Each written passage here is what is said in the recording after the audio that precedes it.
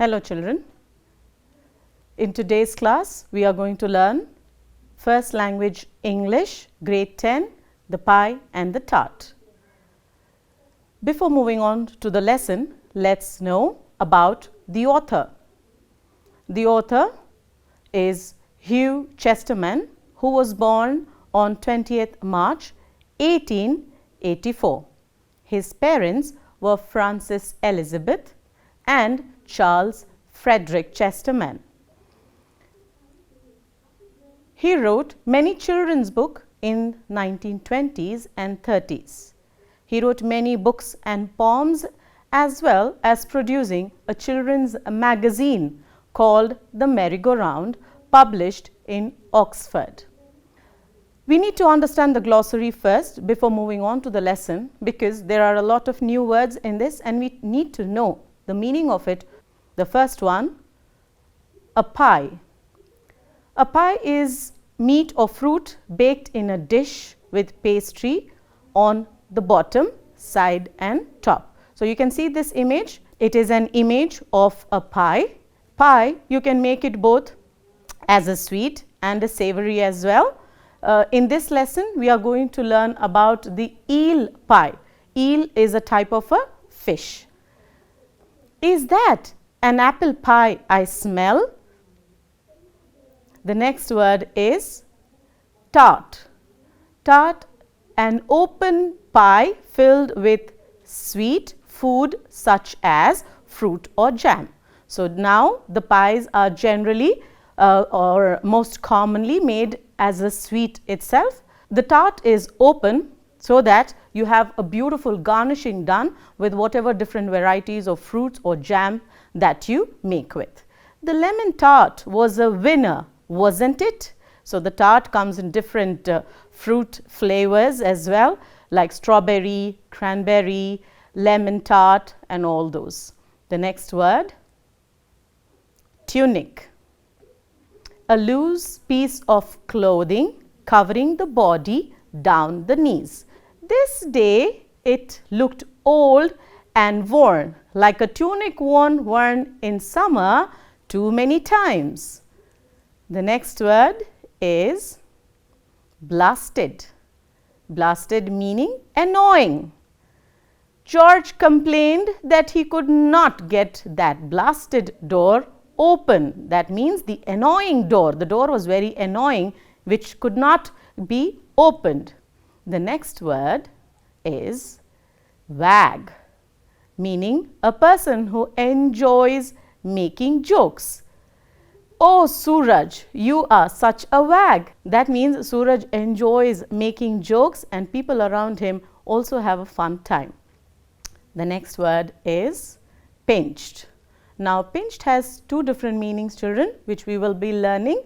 That one is thin and pale because of illness or cold. Another word is arrested. So, in this lesson, to the context, we are using pinched for arrested. The boy was pinched by the police for stealing a gold necklace.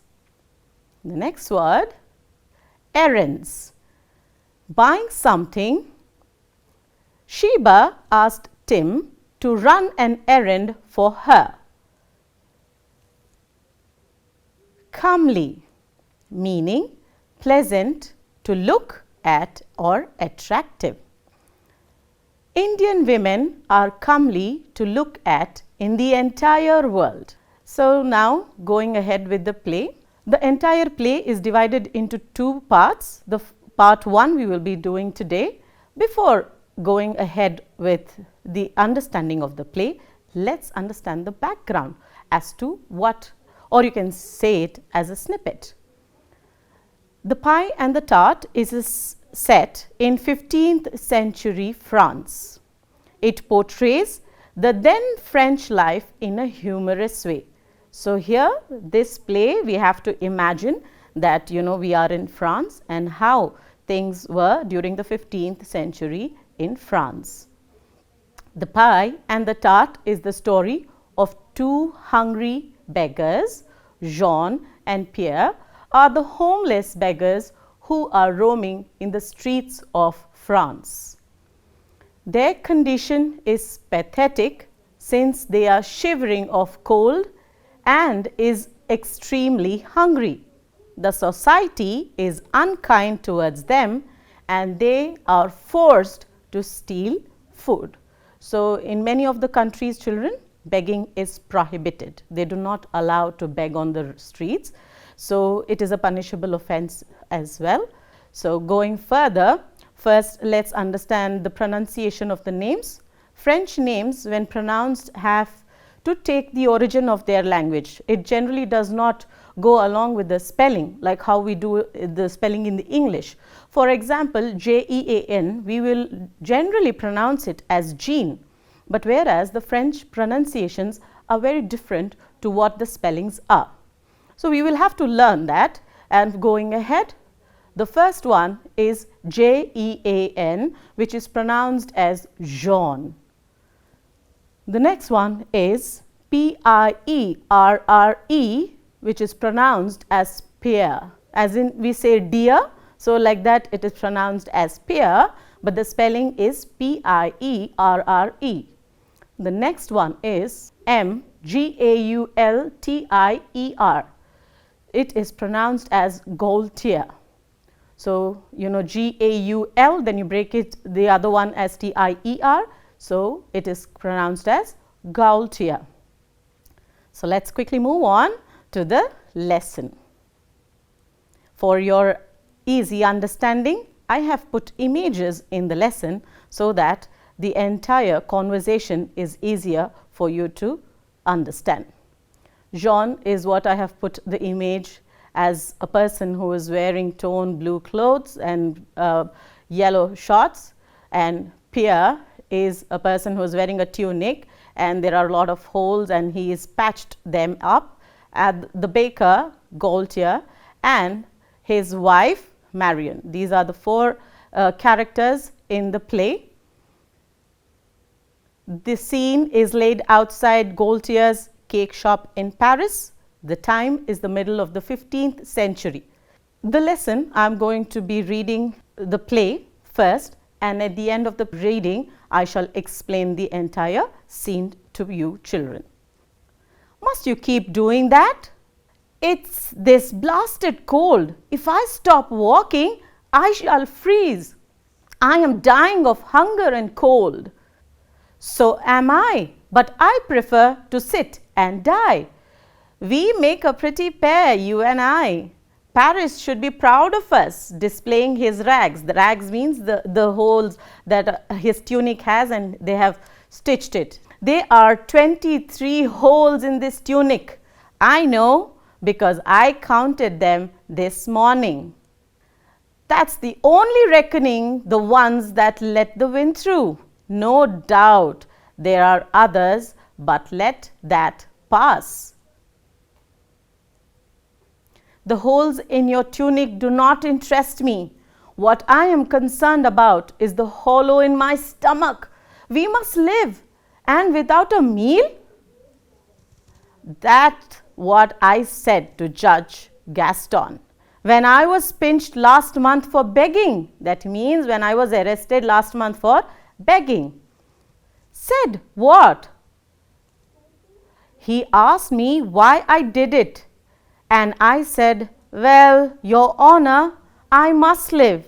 And he looked me up and down and he said, I really don't see the necessity to beg.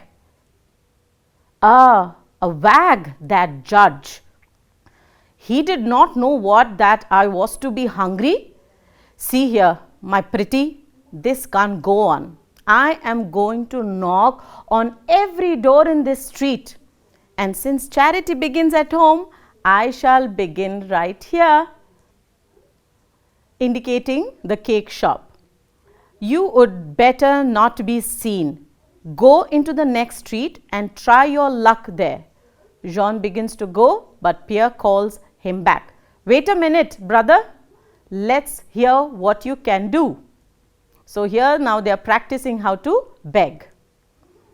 Jean knocks on the bench and assumes a mendicant voice and attitude, and he says, for the love of Saint Augusta and all the blessed saints, have pity on a poor miserable who has no food for 3 days. How's that? Not bad, but make it 7 days and squint slightly. It is sure a sign of starvation. Then it is the exit of Jean, knocking on the cake shop door. So this cake shop belongs to Gaultier and Marion. Alms, good sir, for the love of God and all his blessed angels, take pity on a poor traveller who has had no food for a week. M. Gaultier comes to the door. He is a man of about 50 and well preserved and obviously content with his lot. So he is very happy with his life. Go away, I have nothing for you. My wife is away and I am busy. You would rather go to the next street. M. Gaultier then slams the door and Pierre exits and Jean enters. He looks at the door, hesitates and then knocks. The door is opened by Marion. She is younger than her husband, stoutish but comely. So when she opens the door, for the love of Saint Augusta, Saint Nicholas, Saint Crispin and all the blessed company of heaven, have pity on a poor miserable who has had no food for 7 days. Go away, beggar, my husband is out and I have nothing for you. You would better call again when he comes back. Jean overhears a conversation now between Gaultier and Marion. So when they go, they both are disappointed, Jean and Pierre, that Gaultier or his wife did not give anything to eat, and they both are standing there, and that is when Jean overhears the conversation between the husband and the wife, that is the baker and his wife. Ah, Marion, I'm just off to dine with the mayor. He keeps none too good a table. I am thinking that I would rather take that eel pie with me, the big one that I made last Monday. Just get it for me. Hurry, I mustn't be late. She goes back into the shop, but Gaultier calls her back. For what? Wait, I can't very well be seen carrying an eel pie through the streets of Paris, can I? Not quite a thing for a man of my position. Do you think you could bring it along for me? Quite impossible. I have too much to run errands. Why not send someone back for it? A good idea, but who? Well, you will be bound to meet someone on the way. Both Gaultier and Marion decides on a deal as to how to identify a person. I have it. I'll tell the messenger when I have found him to kiss your hand. That will be the sign and you will know that everything is all right. And then Marion cracks a joke. Laughing, she says, well, choose a good one. Madame Gaultier's hand is not for everyone to kiss. So in French, they don't say madame, they say it as madame. And now it is the scene between Jean and Pierre. Any luck? Yes and no. What does that mean? Look here. Are you ready to do exactly as I tell you? And no questions asked. Jean and Pierre talk with each other and then Pierre decides to give it a try. Jean, when you have kissed her hand, you will say, Madame, I am sent by M. Gaultier to fetch the pie. She will then give you a large eel pie and that's it, you are done. Pierre says, kiss the lady's hand. I think you are making a slight mistake, brother.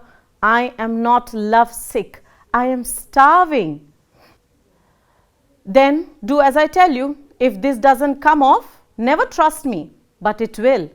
Kirmini Jean, I believe you are serious. Of course I am serious. All right, I'll do it. Good morning, lady. I have come from Empire. Who sends me to fetch the Gaultier? Should I say I have come from M. Gaultier, who sends me to fetch the pie, the eel pie? And how am I to know you are his messenger? Ah, allow me, lady, to kiss your hand. He attempts to seize her hand, but Marion snatches it away. Here it is. Take care how you carry it. It is a very good pie. Rest assured, lady, I shall take the greatest care of it. As a carrier of eel pies, I claim to be second to none in all Paris. It shall travel thus, close to my bosom, as a mother with her blantings, as a shepherd with his ewes, as Saint Ursula with her maidens. So will I play the guardian angel with this pie. It shall. She closes the door after he had gone. Pierre stands holding the pie as if stupefied. Stupefied means shocked or confused. He then places it carefully on the bench and sits beside it. He gazes at it lovingly, prodding it now and then with his fingers. It must be a dream, and presently I shall wake. One of those dreams that are too good to last. I know, because I have had them once or twice before. Picking up the tie tenderly and sniffing it. Good dream lasts a little longer. Just now I haven't the very least desire to wake up. Then Jean comes there. Well, what did I tell you? Shh, don't speak too loud. You might wake me up. Jean laughing and clapping on the back. He says, wake up then, it's dinner time. Picking up the pie, we won't wait for the nectarines and the champagne. This will do to start with. These are the nectarines that I have given you for your reference. Now here, Mr. Gaultier comes back home, and what happens after that will be continued in the next part. So in this play, children, it is about two beggars in Paris, one by name Jean and another by name Pierre. Now they are homeless, they are very hungry, and on top of it, it is extremely cold, and it is unbearable for them to handle both hunger and extreme cold condition. So now, they are very restless and they are talking to each other, where, they say that, I think I am going to die out of hunger or this cold, either of it. That is when, they decide to beg. And when they want to beg, they will say that, don't you remember that, once I was arrested last time for begging. So when I was arrested, the judge, Mr. Gaston, he looked at me from top to bottom, and probably he was thinking that I'm quite young to work hard and to earn money to feed myself. And then he was like making jokes at me. The whole room was filled with laughter, and he's such a wag, they say. And then he says, probably that judge does not know how hunger is, what hunger is. It is such a difficult situation to be in. Then they said, let's leave all that, and now let's just go concentrate on something to eat, whether it is by begging or it is by stealing. So here then Jean says that, all right, then let's start from our, start from the place itself, from wherever we are. And I will go to the baker close by, and you go to the next street. And before that, they want to practice as to how to beg.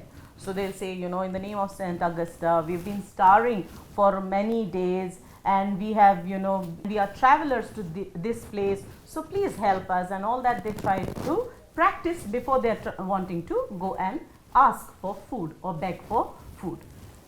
So when they are trying, they said, okay, fine, we are all set. Probably you should make an appearance also, be like a squint who is very tired and drained and exhausted out of energy. So you be like that, and people might have a little mercy on us and they might give us food. Then they go knock at Gaultier's bakery, and then they say that we have been starving for 7 days. Please, for the sake of God, give us some food. And then Gaultier, snubs them, speaks very rudely, and he says, go back. My wife is not there at home, so once she is back home, probably you can come and ask for food with her. Now I am very busy, and he just shuts the door. And after that, Jean goes. Marion opens the door, and she says the same thing, that no, you have to go back now. My husband is not at home, whereas both are there at home, but they both, play a trick. And my husband is not at home, so once he's back home, you can come and ask. For now, you can go to the other streets and not here. So that is when he was wanting to go out, he overhears a conversation between the husband and wife. That is Gaultier and Marion. So when he overhears the conversation was about the dinner that Gaultier is going to have with Mayer. And he says that, Mayer is not good enough in arranging the table, so I'd rather carry an eel pie with me in case there's nothing good to eat. I will eat my pie itself. So he says, go get that pie that I made last Monday, the eel pie. Like I told you at the beginning of the class, eel is a fish and they make a pie out of it. And when she goes, then he calls her back. Hey, wait, Marion, you know what? I can't be carrying that eel pie. I have a status in the society. I can't keep carrying that eel pie and going. So, you know what? Can you do me a favor? Can you get the eel pie for me? She says, oh, I'm so sorry. I will not be able to do it because I have my errands to do. That means I have to go buy things for my, baking stuff and all that, she would say. And she politely disagrees. Then she gives an idea. Why don't you do one thing? Why don't you send a messenger? On the way you will definitely tend to meet a lot of people. So you can send a messenger. All right, that's a good idea. I will send a messenger. But how will you know that I only sent it? They both were thinking like, what should I do? And that is when Gaultier says that, you know what? Whenever I send a messenger, I'll ask him to kiss your hand. That is when we will know that this is the messenger that I have sent. So both of them agree, whereas, Marion cracks a joke and she says, you rather look for a handsome man because Madame Marion's hand is not for everyone. So they crack a joke and they walk pass by, and then, Jean, who overhears this conversation, he thoughts of an idea. When they both meet up, they'll ask each other, is there any luck? Did you try to get some food? Both of them say no, but then Jean says, I have an idea. I overheard a conversation between the baker and baker man's wife. So why don't we try this? Try what? You go and knock and say that you are the messenger and you have come to take the eel pie, and she'll give it to you, get it, and then we'll eat it. Or it is going to be so easy. How will she give? What if Gaultier opens the door? Then he says, don't worry, I have heard them. Everything will be taken care. You just go and do as I say. Are you serious about it? Yes, I am pretty serious, and it is going to work. If it does not work this time, then the next time I won't, force you for anything, is what he says. Then both of them agree, and then he goes and knocks at the door. So when he knocks at the door, Marion opens the door, and she says, she asks, what is it? So he says, I've been sent by Sir Gaultier to get the eel pie, as both of them are waiting there for dinner. And she says, how do I know it is Mr. Gaultier that has sent you? May I, my lady? And he tries to grab her hand to kiss, and she takes it off, and she says, all right, wait here, I'm going to get the eel pie. And when she gets the eel pie, and she says, you better be careful. This is a very special pie. Take good care of it. And that is when he says, don't worry, ma'am, I shall take good care of it. Like, I am the guardian angel for it, and don't you worry, it will be delivered in the exact way that you have given. And then she shuts the door, and when he comes out, he is shocked. He says, am I dreaming? Do I have a big huge pie in my hand? And he keeps thinking about it himself, saying that I am sure this is a dream. This can't be reality. Eel pie in my hand. I am so hungry. All seems to be just a dream. So that's when Pierre comes and he says, see, what did I tell you?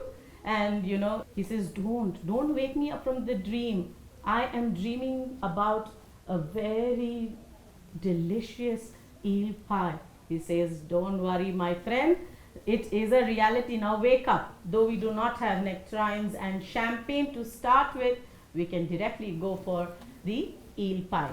And that is when they both eat the eel pie and enjoy themselves. And by the time M. Gaultier comes back home, after which we will be learning it in the next part.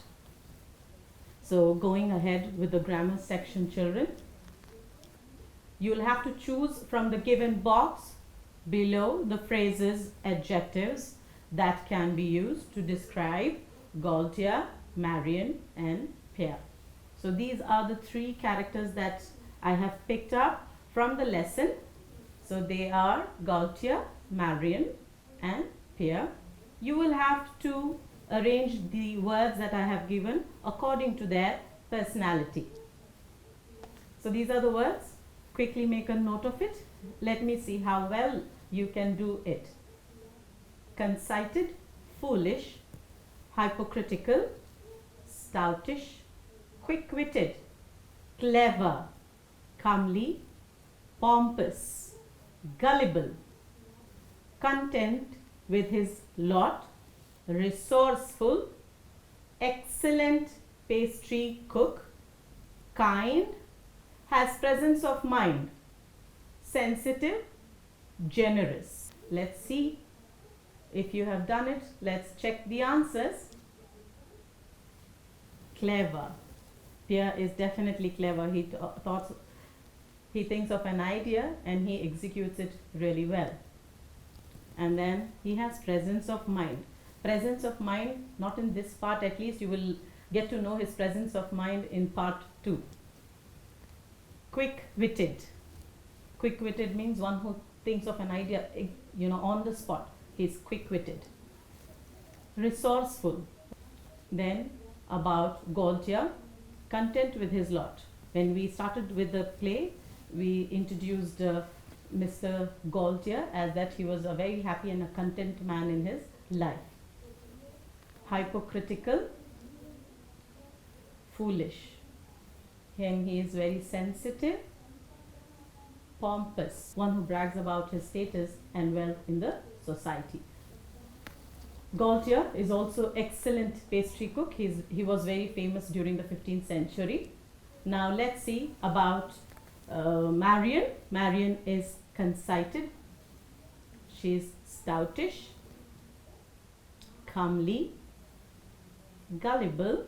Going ahead with assignment, children, I want you to write, why was Pierre pinched? How did he defend himself before the judge? And then the next two questions is, many countries in the world have put a ban on begging. Do you think it is a good initiative or no? Write an essay with justification. Then write a paragraph on similarities of Jean and Pierre. With this, I end my class. Thank you, children, and all the best.